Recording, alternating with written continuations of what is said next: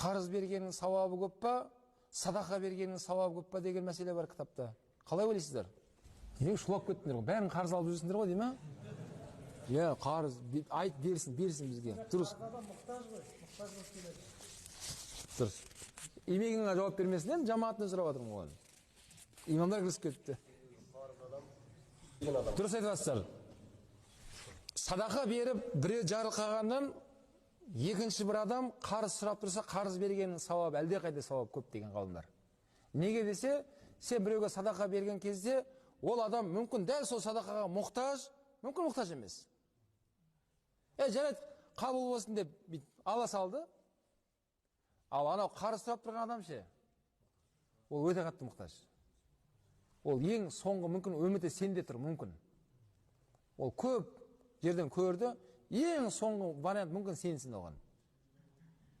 Сен оған қазір көмектесіп жібер, Құдай қаласа ол жаңа қиыншылықтан шығып кетсін, аяғына тұрып алсын, Құдай қаласа басы аман болсын. Дүние болған екен алыс беріс жүру керек арада балалар. Мына дүние деген сол үшін жалаңаш келген денең, жалаңаш кетеміз бәріміз. Ешкім ішінесе әкетіп жатқан жоқ өмірден. Қалады ертең бәрі. Сонда өзімізбен бірге алып кететін нәрсеміз не екен жаңағы? Біреуге қарыз беруіміз. Ертең қарыз беріп тағы шолақ қалмаңдар,